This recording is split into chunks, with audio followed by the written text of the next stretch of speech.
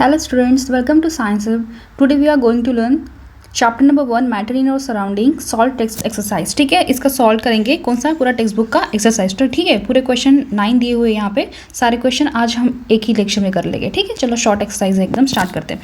Convert the following temperature to the Celsius scale. ठीक है, kelvin में दिया हुआ है, किस में चेंज करना है, सेल्सियस में। ठीक है, अब जब हम लोग सेल्सियस में चेंज करते हैं तो क्या करते हैं, केल्विन में जो भी दिया हुआ होता है उसको माइनस करते किससे, 273 से, है ना। ये हमें फॉर्मूला पता है, कल हमने क्लास में पढ़ा था। चलो अब पहला है 293, तो 293 में माइनस करेंगे क्या, 273, तो कितना हो गया 20 डिग्री सेल्सियस। ठीक है, उसके बाद सेकंड दिया है 470, 470 में माइनस करो 273, कितना आ गया 197 डिग्री सेल्सियस। ठीक है, चलो ये हमारा आंसर हो गया, एकदम इजी। फॉर्मूला याद रखना ये वाला, degree Celsius to kelvin, kelvin to degree Celsius. चलो नेक्स्ट दिया है केल्विन टू स्केल। केल्विन में क्या करते हैं हम लोग, जो भी हमारा टेम्परेचर दिया होता है डिग्री सेल्सियस में, उसको हम लोग ऐड करते हैं क्या उसमें, 273। ओके, चलो पहला दिया है 25 में ऐड करो 273, तो कितना हो जाएगा 298। ओके, चलो 298 केल्विन। नेक्स्ट है हमारा 373 में ऐड करो 273, तो कितना हो गया 646 केल्विन। ओके, चलो डन, एकदम ईजी है, कुछ नहीं इसमें। नेक्स्ट देखते हैं give reason for the following observation. चलो पहला है naphthalene balls disappear with time without leaving any solid. देखो बेटा, नैप्थलीन बॉल्स ना हमारे घर में पैकेट्स लाती है मम्मी, ऐसे व्हाइट कलर के बॉल्स रहते हैं जिसके अंदर, है ना। तो ये क्या करती है मम्मी, जो भी उलन के क्लॉथ्स बहुत दिन तक के, जैसे उलन के क्लॉथ्स कब निकलते हैं ना, विंटर टू विंटर निकलते हैं, राइट।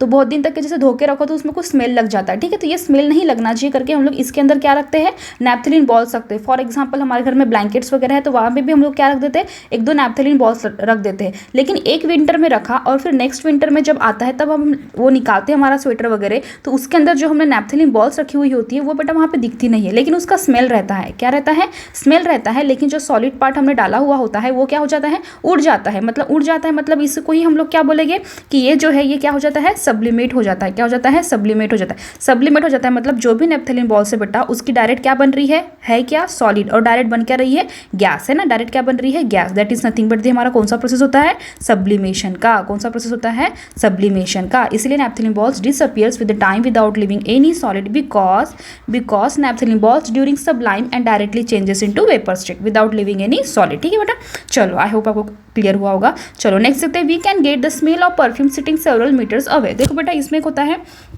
कि जो परफ्यूम्स होते हैं ना वोलाटाइल सॉल्वेंट होते हैं। क्या होते हैं, वोलाटाइल सॉल्वेंट। वोलाटाइल सॉल्वेंट मतलब क्या होता है कि ऐसा लिक्विड होता है जो बहुत जल्दी क्या होता है, सराउंडिंग के अगर इसमें आ जाता है, सराउंडिंग के इसमें आ जाता है तो वो क्या कर लेता है, गैस बन जाता है। क्या बन जाता है, gas. For example acetone, nail paint remover, आप घर में बॉटल्स वगैरह लाते होगे तो क्या होता है, बहुत दिन तक के अगर बॉटल है तो क्या हो जाती है, ये पूरी की पूरी ड्राई हो जाती है। वाई, क्योंकि ये सराउंडिंग के इसमें अगर आ गया तो ये पूरा का पूरा क्या हो जाता है, गैस बन जाता है। वैसे ही अल्कोहल सेम, जब ये सराउंडिंग की इसमें आता है तो इसका कन्वर्जन किस में हो जाता है, गैस में। उन सॉल्वेंट्स को ही हम लोग क्या बोलते हैं, ऐसे लिक्विड्स को ही हम लोग क्या बोलते हैं, वोलाटाइल सॉल्वेंट। ठीक है, so we can get the smell of perfume sitting several meters because perfume contain volatile solvent, diffuses faster, can reach people sitting several meters away। क्या करता है, इसका जो डिफ्यूजन है, डिफ्यूजन होना मतलब इंटरमिक्स होना। क्या बोला था मैंने, इंटरमिक्स होना। ये क्या है, बहुत ज़्यादा है, इसीलिए बहुत दूर तक अगर कोई बैठा है तो भी उसको परफ्यूम का स्मेल क्या हो जाता है, आ जाता है। ठीक है, चलो नेक्स्ट क्वेश्चन देखते हैं। Arrange the following substance in increasing order, force of attraction between the particles. Okay, अब फोर्स ऑफ अट्रैक्शन के पार्टिकल्स बेसिस पे करना है। ठीक है, हमारे पास में 3 है, सॉलिड है, लिक्विड है और गैस है। ठीक है, अब हमने सॉलिड, लिक्विड, गैस में देखा था कि फोर्स ऑफ अट्रैक्शन सबसे ज़्यादा किस में होता है, किन पार्टिकल्स में, जो सॉलिड के पार्टिकल्स होते हैं उनमें फोर्स ऑफ अट्रैक्शन सबसे ज़्यादा होता है। जो लिक्विड के पार्टिकल्स होते हैं उनमें फोर्स ऑफ अट्रैक्शन कम होता है, और जो गैस के पार्टिकल्स होते हैं उनमें तो फोर्स ऑफ अट्रैक्शन बहुत ज़्यादा कम होता है। ठीक है, अब हमारे पास में दिया है वाटर, शुगर एंड ऑक्सीजन। तो वाटर क्या है, वाटर है लिक्विड। ठीक है, शुगर क्या है, शुगर है सॉलिड, और क्या दिया है, ऑक्सीजन। तो ऑक्सीजन क्या है, गैस। ठीक है, तो फोर्स ऑफ अट्रैक्शन किस में होगा सबसे ज़्यादा शुगर में होगा, उसके बाद होगा वाटर में, और उसके बाद होगा ऑक्सीजन में। ठीक है, चलो ऑक्सीजन में सबसे कम, देन वाटर में कम, और सबसे ज़्यादा किस में होगा, शुगर में। चलो ऐसा कुछ भी दे सकता है, हमको ये पता होना चाहिए कौन सा वाला पोर्शन, ये वाला पोर्शन, है ना, कि सॉलिड, लिक्विड, गैस में फोर्स ऑफ अट्रैक्शन किस में ज़्यादा होता है। ठीक है, चलो नेक्स्ट देखते हैं।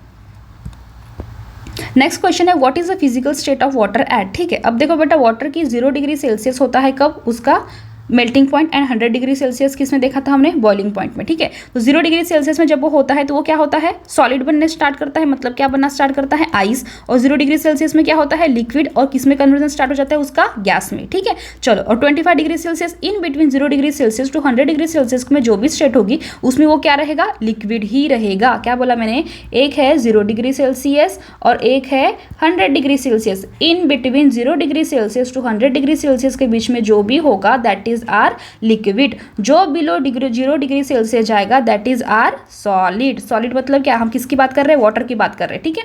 अब 100 डिग्री सेल्सियस के अबाव जाएगा, क्या जाएगा, 100 डिग्री सेल्सियस के अबाव जाएगा तो उसका कन्वर्जन किस में होगा, गैस में। मतलब लिक्विड हमारा क्या है, वाटर है, सॉलिड हमारा क्या है, आइस है, और गैस हमारा क्या है, वाटर वेपर, वाटर वेपर, ठीक है बेटा। ये ध्यान में रखना कि 0 डिग्री सेल्सियस है तो ये क्या होगा, सॉलिड और लिक्विड। अगर एग्जैक्ट 0 डिग्री सेल्सियस बोला था सॉलिड और लिक्विड, एग्जैक्ट 100 डिग्री सेल्सियस बोला था लिक्विड और गैस। लेकिन in between 0 to 100 liquid, above 0 degree Celsius solid and below 0 degree Celsius is solid and above 100 degree Celsius is gas. Okay, चलो अब next देखते हैं।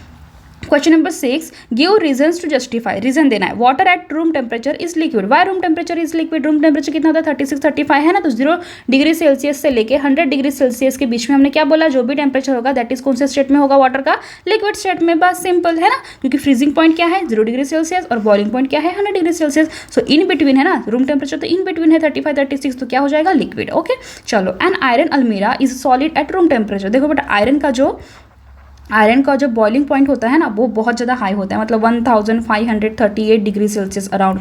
इतने टेम्परेचर जब आप उसको हीट करोगे आयरन को, तब जाके वो क्या होना स्टार्ट होता है, मेल्ट होना स्टार्ट होता है। अब रूम टेम्परेचर 35-34 है तो हमारा आयरन का जो है अलमीरा वो क्या रहेगा, वैसे रूम टेम्परेचर पे सॉलिड ही रहेगा, because melting point of iron is higher than the room temperature. इसका जो मेल्टिंग पॉइंट है, सॉरी नॉट बॉइलिंग, इसका जो मेल्टिंग पॉइंट है ये क्या है, बहुत ज़्यादा हाई है रूम टेम्परेचर के अकॉर्डिंग, ठीक है। चलो नेक्स्ट देखते हैं question number 7, why is ice at 273 Kelvin, मतलब ही 0 degree Celsius. Why is ice at 273 Kelvin more effective in cooling water at the same temperature. ठीक है बेटा, वाटर को भी हम लोग 273 केल्विन पे रख रहे हैं और हम लोग आइस को भी रख रहे हैं, ठीक है, वाटर को भी रख रहे हैं और आइस को भी रख रहे हैं 273 पे। अब क्या होता है बेटा, ये जो आइस है इसमें होती है हिडन, ठीक है, हिडन एनर्जी मतलब हमने को ना बोला, क्या बोला था, लैटेंट एनर्जी हमने पढ़ी थी ना, जो क्या होती है, हिडन होती है, छुपी हुई होती है।